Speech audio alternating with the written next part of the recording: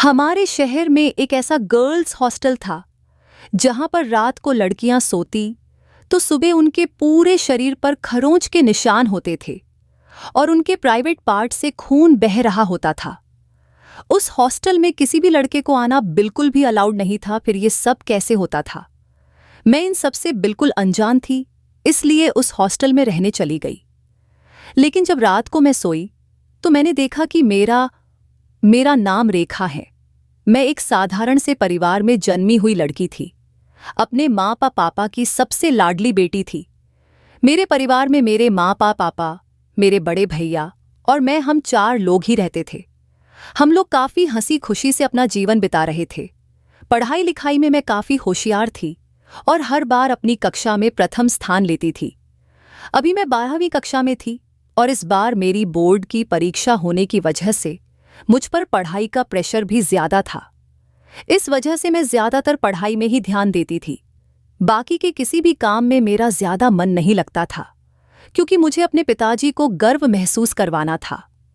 पूरे स्कूल में मैं स्टॉप करके मेरे पिताजी को प्राउड फील करवाना चाहती थी, ताकि सभी अध्यापक मेरी तारीफ करें और मेरे पिताजी का गर्व से सीना चौड़ा हो जाए। इसीलिए मैं दम लगाकर पढ़ाई करने लगी। अब मेरी परीक्षा के दिन भी नज़दीक आ गए और मैं खूब तैयारी में लग गई। धीरे धीरे मेरी परीक्षा भी कंप्लीट हो गई। अब रिजल्ट आने में काफ़ी समय था। तभी पिताजी ने कहा कि रेखा का एग्ज़ाम भी हो गया है, अभी इसके रिजल्ट में भी काफ़ी समय है और इसकी छुट्टियां चल रही हैं और मुझे भी काम का ज़्यादा प्रेशर नहीं है। इन दिनों में भी काफ़ी फ्री हूँ, तो क्यों ना हम लोग कहीं घूमने के लिए चले जाएं।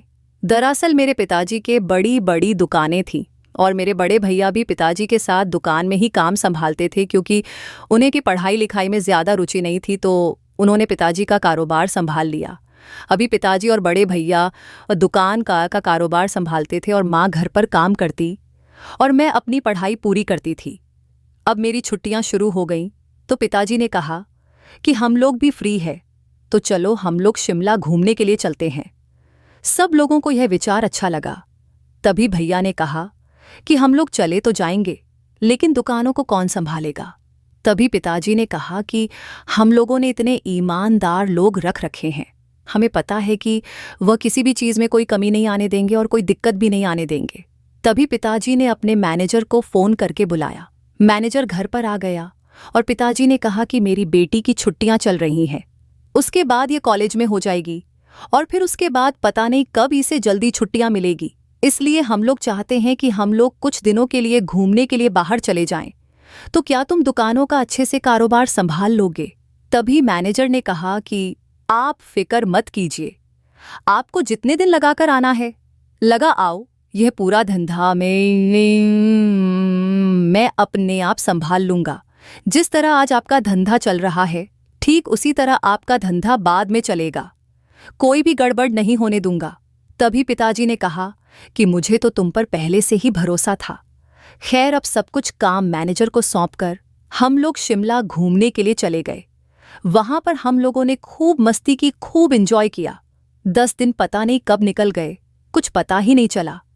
अब मेरे रिजल्ट आने में केवल 2 ही दिन बचे थे। तभी पिताजी ने कहा कि रिजल्ट आने के तुरंत बाद ही इसे कोई अच्छी कोचिंग सेंटर में भेज देंगे और इसके लिए कोई अच्छा कॉलेज भी ढूंढ लेंगे, इसलिए हमें जाना ही पड़ेगा। आप 10 दिन हमने मस्ती कर ली। तभी माँ को भी यह काम ठीक लगा। माँ ने भी कहा कि हाँ, और भैया को भी यह ठीक लगा। तभी अचानक से पापा के पास फ़ोन आता है। वह कॉल शर्मा अंकल का था, जो मेरे पिताजी के सबसे करीबी दोस्त थे। वह यही शिमला के नज़दीक ही एक शहर में रहते थे। आते वक्त पिताजी ने कहा तो था कि शर्मा से भी मिलकर चलेंगे, लेकिन फिर हम लोगों के एंजॉय के चक्कर में सब कुछ भूल गए। तभी पिताजी ने कहा कि शायद शिमला में वह आया होगा और उसने हमें देख लिया होगा, तभी तो फ़ोन कर रहा है। पिताजी ने फ़ोन उठाया तो वह कुछ अजीब तरह से बात कर रहे थे, मानो घबराए हुए हो। जैसे ही पिताजी ने फ़ोन रखा तो हम सब लोगों ने पूछा कि क्या हुआ, सब खैर खबर है ना? तभी पिताजी ने कहा कि दरअसल शर्मा का एक्सीडेंट हो गया था और वह कोमा में चला गया है, इसलिए उसके बेटे का फ़ोन था। उसने हम लोगों को आज शिमला में देख लिया था, तो वह बोल रहा था कि आप अगर नज़दीक आए हो तो पिताजी से भी मिलकर चले जाओ। उनका एक्सीडेंट की वजह से यह हालात हो गया है। तभी माँ ने कहा कि हम लोग भी आप लोगों के साथ चलते हैं। तभी पिताजी ने कहा कि इतने सारे लोगों को मिलने की इजाज़त नहीं है। डॉक्टरों ने उनके आसपास किसी को भी जाने से मना किया है। अगर कोई मिल सकता है तो केवल एक ही आदमी मिल सकता है। उनके घर के अंदर भी कोई ज्यादा लोग नहीं जाते, इसलिए आप लोग घर की ओर निकल जाओ और मैं शर्मा से मिलकर कल वापस आ जाऊंगा। तभी भैया ने कहा कि ठीक है, आप शर्मा अंकल से मिलकर कल आराम से आ जाना।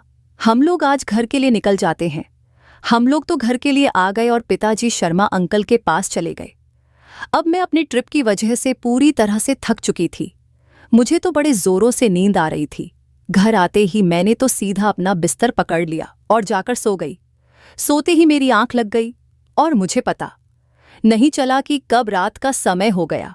लगभग 5-6 घंटों से जब मेरी आंख खुली तो बिल्कुल अंधेरा हो चुका था और माँ खाना लगाने की तैयारी कर रही थी। मैंने उठकर अपना फेस धोया और खाना खाने के लिए चली गई। मैंने माँ से कहा कि आपने तो खुद ही पूरे घर की अकेले सफाई कर ली। आप मुझे बोल देती तो मैं आपकी मदद कर देती। तभी माँ ने कहा कि नहीं बेटा, तुम इतनी थकी हुई थी और आते ही तुझे किस्सा और ही तो तुझे इतनी गहरी नींद आ गई थी कि तुझे जगाने का बिल्कुल भी मन नहीं किया। इतने में भैया भी आ जाते हैं। भैया कहने लगे कि पापा का अभी अभी फोन आया था, वो वहां से निकल गए हैं। सवेरा होने से पहले वह घर पर आ जाएंगे। मैंने कहा चलो, यह तो अच्छा हुआ। तभी भैया ने कहा कि माँ, आपने अकेले क्यों, कि इतने बड़े घर की सफाई आप काम वाली को बुला लेते, वह आपकी मदद कर देती। हाँ, उसे कुछ एक्स्ट्रा पैसे दे देते। तभी माँ ने कहा कि नहीं बेटा, इसकी कोई जरूरत नहीं है। अभी भी मेरी बाजुओं में दम है और मैं कहाँ बूढ़ी हो गई हूँ। मैंने सब कुछ कर लिया। तुम लोग खाना खा लो, फिक्र मत करो। खैर, ऐसे ही हम लोगों ने खाना खा लिया। खाना खाते ही मैं फिर से सोने के लिए चली गई, क्योंकि जितने दिन मैं शिमला में रही थी वहां पर मुझे सिर्फ घूमने घूमने का शौक रहा। मैं अपने सोने खाने पीने का बिल्कुल भी ध्यान नहीं रखती थी, इसलिए मेरी नींद भी अच्छे से पूरी नहीं हो पाती थी। अब इतने दिनों की नींद एक साथ मुझे पूरी करनी थी, तो बस खाना खाते ही मैं सो गई और मेरी फिर से आंख लग गई।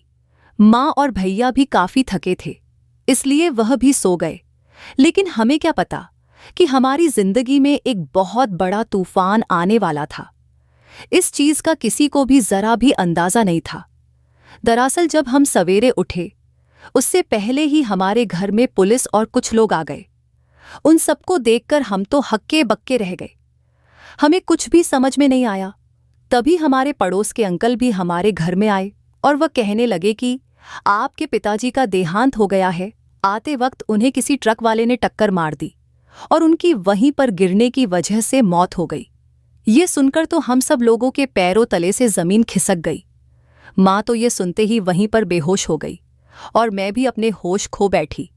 अब सब लोगों ने हमें संभाला। अब इस दुख की घड़ी में हम लोगों को कुछ भी समझ में नहीं आ रहा था। मैं तो अपना पूरी तरह से होश खो बैठी थी, क्योंकि मेरे पिताजी के अलावा मुझे कोई भी अच्छा नहीं लगता था। हाँ, मेरे माँ और भैया के साथ मेरी अच्छी बॉन्डिंग थी, लेकिन मेरे पिताजी के जैसी किसी के साथ नहीं थी। मैं अपनी हर छोटी बड़ी बात अपने पिताजी से ही कहती थी, यहाँ तक कि अपनी हर पर्सनल बातें पिताजी से जाकर ही बोलती थी, क्योंकि वह मेरे लिए मेरी माँ से बढ़कर ही थे। अब वह इस दुनिया में नहीं रहे। यह खबर सुनते ही तो मैं बिल्कुल टूट चुकी थी, लेकिन अब जैसे तैसे खुद को संभालना ही था, क्योंकि भगवान के आगे किसी का भी जोर नहीं चलता। अब पिताजी को गए पूरे 2 महीने हो चुके थे और मेरा रिजल्ट भी आ चुका था। मैंने अपने स्कूल में टॉप किया था, लेकिन मुझे मेरे रिजल्ट की बिल्कुल भी खुशी नहीं थी, क्योंकि मैं तो दिन रात इसीलिए मेहनत करती थी ताकि मैं पूरे स्कूल में टॉप करूं। और मेरे पिताजी जब रिजल्ट लेने के लिए स्कूल में जाए तो सारे अध्यापक उनके सामने मेरी तारीफ करें और मेरे पिताजी का गर्व से सीना चौड़ा हो जाए। लेकिन अब मेरा रिजल्ट लाने के लिए मेरे पिताजी इस दुनिया में नहीं रहे, तो मुझे किसी भी चीज का कोई शौक नहीं रहा। मैं तो बस पूरा दिन अपने बंद कमरे में ही बैठी रहती। मुझे पता था कि माँ के ऊपर भी इस समय क्या बीत रही होगी। उन्होंने अपना हमसफर खोया है, लेकिन मुझे किसी का भी दुख दिखाई नहीं दे रहा था, सिवाय अपने। मुझे तो बस यही लग रहा था कि अब मेरे पिताजी नहीं रहे तो मेरी सारी दुनिया ही खत्म हो चुकी है। अब ऐसे करते करते पिताजी को गए पूरे 4 महीने बीत चुके थे। एक रोज जब हम बैठे थे तो भैया ने कहा कि आप लोग अब इस गम को भूल जाइए, अब होनी को कौन टाल सकता है। हम लोग वह सब काम करेंगे जो पिताजी चाहते थे। अब वह जहां कहीं भी है, ये सब देखकर बहुत खुश होंगे और उनकी आत्मा को भी शांति मिलेगी। अगर हम लोग सब कुछ काम धंधा छोड़कर यूं ही दुखी मन से बैठे रहेंगे तो उन्हें भी बुरा लगेगा। भैया ने मुझे भी समझाया कि पिताजी तुझे एक डॉक्टर के नौकरी पर देखना चाहते थे। अब तू जिस तरह पहले मेहनत करती थी उसी तरह अब मेहनत करो और एक अच्छी नौकरी हासिल कर ले, ताकि पिताजी की आत्मा को शांति मिले और उनका सपना तो पूरा कर दे। भैया की बातें अब मेरे समझ में आ चुकी थी, इसलिए मैंने सोच लिया कि अब मैं जी लगाकर फिर से पढ़ाई शुरू करूंगी और एक डॉक्टर बनकर मेरे पिताजी का सपना पूरा करूंगी। भैया ने भी दुकान का पूरा कारोबार फिर से संभाल लिया और अच्छे से काम करने लगे और वह चाहते थे कि यह कारोबार 2 गुना बढ़ जाए, क्योंकि मेरे पिताजी ने इतनी मेहनत से यह कारोबार शुरू किया था। तो भैया ने भी कहा था कि मेरे पिताजी ने अगर इसे शुरू करके इतना बना लिया तो मैं इसे 2 गुना बनाकर दिखाऊंगा। अब खैर, पिताजी के जाने का दुख तो सबको था और उन्हें भुला तो कोई भी नहीं पा रहा था, लेकिन काम धंधा भी जरूरी था, इसलिए सब लोग अपने अपने काम में लग गए। अब मेरा भी कॉलेज शुरू हो गया था तो मेरा भी भैया ने इसी शहर में एक अच्छे कॉलेज में एडमिशन करवा दिया। अब मैं कॉलेज जाने लगी। जब तक मैं कॉलेज में रहती थी तो मेरा पढ़ाई लिखाई में काफ़ी मन लगा रहता था, लेकिन घर पर आते ही मुझे फिर से पिताजी की यादें खाने लगती थी और मैं बिल्कुल भी पढ़ाई नहीं कर पाती थी। यह सब देखकर मेरी माँ और भैया भी काफ़ी परेशान हो गए। उन्होंने मुझसे कहा कि तू तो अपनी पढ़ाई लिखाई में बिल्कुल भी ध्यान नहीं लगा पा रही है। घर आते ही तो पिताजी की तस्वीर को लेकर बैठ जाती है और रोने लग जाती है। भला ऐसा कैसे चलेगा? तेरे ज्यादा रोने से तू खाना पीना भी बंद कर देती है, जिस वजह से तू बीमार हो जाएगी और इस तरह से नौकरी नहीं हासिल कर सकती, क्योंकि तू ना तो अपने खाने पीने पर ध्यान देती है और ना ही कुछ और। तभी मैंने उनसे कहा कि मैं क्या करूं? जब तक मैं कॉलेज में होती हूं तो मेरा ध्यान भटका रहता है, क्योंकि बाकी आसपास के माहौल, लड़कियों के शोरगुल और पढ़ाई लिखाई में मन लगने की वजह से मैं पिताजी की यादों को एक समय के लिए भुला देती हूँ और उसमें मेरा ध्यान लगा रहता है। लेकिन घर में आने के बाद आप तो अपने धंधे पर चले जाते हो, माँ घर के कामों में व्यस्त हो जाती है और मैं अकेले सिर्फ पिताजी के यादों को ही संजोए रहती हूँ। मुझे कुछ भी समझ में नहीं आता। तभी भैया ने कहा कि इसका तो इलाज करना ही पड़ेगा, क्योंकि अगर तुम घर पर रहेगी तो तुम बिल्कुल भी पढ़ाई नहीं कर पाएगी, इसलिए क्यों ना तू हॉस्टल में रह ले। तभी मैंने कहा कि एक ही शहर में होते हुए मुझे हॉस्टल में रहने की क्या ज़रूरत है? भला मैं किसी दूसरे शहर में होती तो मैं हॉस्टल में रहती, यहाँ पर से तो मैं आना जाना भी कर सकती हूँ। तभी भैया ने कहा कि हाँ, ये बात तेरी सही है, लेकिन तुम घर पर नहीं ध्यान दे पाती और तेरी पढ़ाई लिखाई को काफ़ी डिस्टर्ब होता है। हम लोगों की बात को मान ले, तेरा एक अच्छे हॉस्टल में हम लोग एडमिशन करवा देंगे। तुम वहीं पर रहे, हफ्ते में 1 दिन तुम घर पर आ जाया करना, बाकी के दिन वहीं पर रहकर पढ़ाई लिखाई में ध्यान दे। तेरी नौकरी की परीक्षा भी तो नज़दीक आ रही है। तभी मैंने भैया और माँ की बात को मान लिया। अब भैया ने मेरा एक गर्ल्स हॉस्टल में दाखिला करवा दिया, क्योंकि बॉयज़ लोगों के साथ मुझे बिल्कुल भी कंफर्टेबल फील नहीं होता। इसलिए भैया ने हमारे शहर के सबसे अच्छे गर्ल्स हॉस्टल में मेरा दाखिला करवा दिया और कहा कि यहाँ से तू कॉलेज से आना जाना कर लेना। और संजोग की बात तो ये थी कि मेरी कॉलेज की सहेलियां भी उसी हॉस्टल में रहती थी, तो मेरे लिए और भी अच्छा हो गया। अब भैया मुझे वहां छोड़कर वापस घर आ गए और मैं वहां पर रहने लगी। मुझे उस हॉस्टल के काले राज के बारे में बिल्कुल भी पता नहीं था। एक रोज जब मैं बैठी थी तो मेरी एक सहेली ने मुझसे इस बारे में बताया कि इस हॉस्टल में लड़कियों के साथ रात को ना जाने क्या होता है। दरअसल लड़कियां खाना पीना करके जब सो जाती है तो उन्हें इतनी गहरी नींद आती है कि उन्हें किसी भी चीज़ का होश नहीं होता, और जब वह सवेरे उठती है तो उनके पूरे शरीर पर खरोंच के निशान होते हैं और उनके प्राइवेट पार्ट से खून भी निकल रहा होता है। न जाने उनके साथ पूरी रात क्या होता है, पता नहीं यह किस चीज़ का राज है, और लड़कियां अपने रूम को अच्छी तरह से अंदर से लॉक करती है और एक कमरे में सिर्फ 2 ही लड़कियां शिफ्ट होती हैं। दोनों के साथ वह सब हुआ होता है। न जाने ऐसा क्या हो रहा है। अंदर से रूम लॉक होने की बजाय भी यह सब होता है। पता नहीं क्या है ये सब। और इस हॉस्टल में तो लड़कों का आना जाना तो दूर, इसके आसपास भटकना भी सख्त मना है। कोई भी आज तक की हॉस्टल में लड़का या फिर आदमी नहीं आ पाया। और यहाँ की वार्डन भी औरत ही है, जो हर रोज देखभाल करने के लिए ही आती है। और पूरे हॉस्टल की पहरेदारी बड़े ही तगड़े ढंग से की गई है। लेकिन अचंभे की बात तो ये है कि रूम अंदर से लॉक होने के बावजूद भी वो हरकतें कैसे हो जाती है। मेरी सहेली की यह बातें सुनकर मैं भी पूरी तरह से घबरा गई, लेकिन मुझ में काफी हिम्मत थी। मैंने सोचा कि शायद लड़कियां अपने आप नींद में अपने साथ कुछ कर लेती होंगी और सवेरे वह कुछ याद नहीं रखती होंगी, तो उन्हें वह हो जाता होगा। यही सब सोचकर मैं सो गई। लेकिन उसी रात यह सब मेरे साथ भी होने वाला था। मुझे जरा भी अंदाजा नहीं रहा। मैंने खाना खाया और पानी की बोतल उठाई और अपने रूम में चली गई। मेरी सहेली रीमा भी वहीं पर थी। हम लोगों ने पानी पिया और रूम को अंदर से लॉक करने के बाद सो गई। लेकिन जब मैं सवेरे उठी तो देखा कि मेरे पूरे शरीर पर खरोंच के निशान थे और मेरे प्राइवेट पार्ट से भी खून निकल रहा था। मैं दर्द के मारे टूटे जा रही थी और यही हाल रीमा का भी था। अब तो मैं पूरी तरह से डर गई। मुझे कुछ भी समझ में नहीं आया। मैं ये सब घर पर भी नहीं बता सकती थी, क्योंकि पिताजी के जाने के बाद माँ तो वैसे ही परेशान रहती है और भैया पर काम धंधे का ज्यादा प्रेशर है, तो वो और ज्यादा परेशान हो जाएंगे। इसलिए मुझे अपनी सिचुएशन को खुद ही हैंडल करना चाहिए। मैं यही सब सोचकर यहीं पर रही। जब घर से माँ और भैया का फोन आता तो मैं उन्हें कह देती कि सब ठीक है, मैं पढ़ाई लिखाई भी अच्छे से कर रही हूँ और मेरी तबीयत वगैरह भी बिल्कुल ठीक है। मैंने उन्हें कुछ भी बात नहीं बताई। अब पूरे दिन मेरे दिमाग में बस यही सब चलता रहता कि आखिर यह सब हो क्या रहा है। आखिर ऐसी हरकतें करता कौन है। एक रोज जब हम सब लड़कियां खाना खा रही थी तो मेरी नज़र उस हॉस्टल की वार्डन पर पड़ी, जो लड़कियों के लिए पानी की बोतल में पानी भर रही थी। उन बॉटल में वो एक पुड़िया से ना जाने क्या मिला रही थी। मुझे तो वार्डन पर शक हो गया कि इसमें शायद इसका कोई हाथ हो, लेकिन फिर एक तरह से सोच लिया कि यह तो खुद लड़की है, यह क्या करेगी। लेकिन फिर मैंने यह बात रीमा और मेरी बाकी की सहेलियों को बताई। सब लड़कियों ने कहा कि आज तो पता लगा ही लेंगे। जिन जिन लड़कियों को पता था उन्होंने कहा कि पानी की बोतल में कुछ तो मिलाया है, इसलिए हम लोग पानी पीने का नाटक करेंगे, लेकिन पानी को पिएंगे नहीं।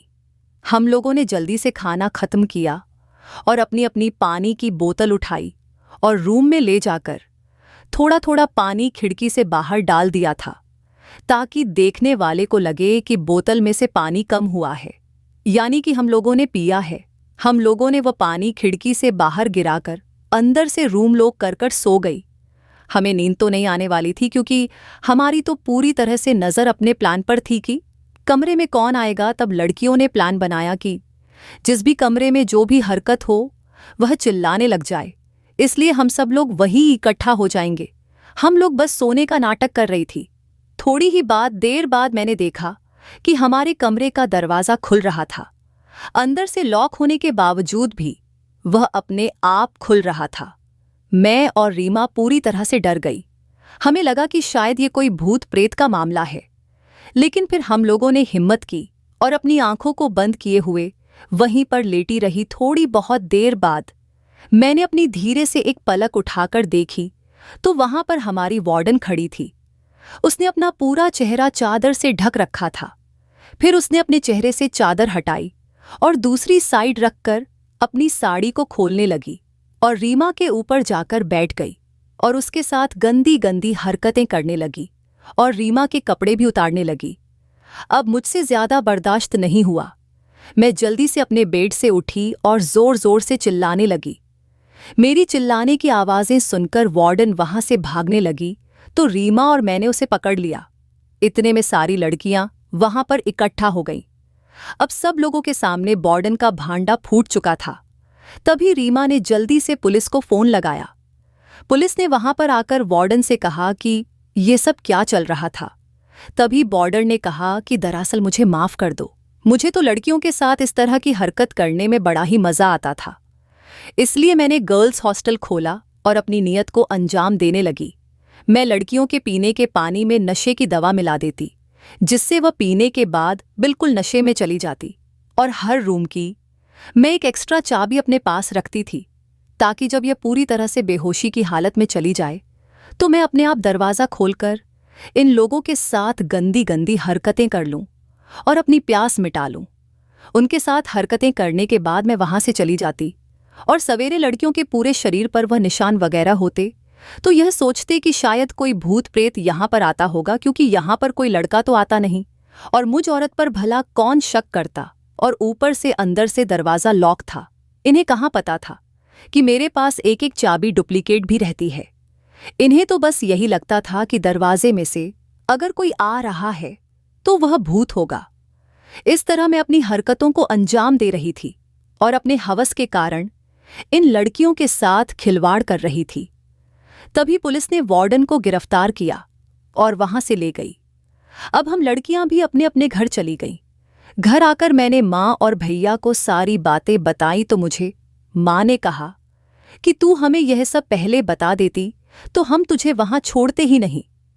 तभी मैंने माँ से कहा कि आप तो मुझे घर पर ले आते, लेकिन बाकी लड़कियों का क्या? वह तो बेचारी वहां पर फंसी रहती और आए दिन हर नई लड़की के साथ यह सब होता रहता। अगर मैं वहां पर रही और मैंने अपनी सूझबूझ से उस वार्डन को गिरफ्तार करवा दिया तो सभी लड़कियों की जान बच गई, वरना जो भी लड़की वहां पर न्यू आती उसे कुछ भी खबर नहीं होती और उसके साथ वह सब हो जाता। तभी माँ ने कहा कि हाँ बेटा, ये तो तुम ठीक कह रही हो। अब मैंने भी मन बना लिया कि मैं घर पर रहकर ही पूरा मन लगाकर पढ़ाई करूंगी और मैं अपने पूरे जी जान से पढ़ाई शुरू कर दी और अच्छे से अपने परिवार के साथ रहने लगी।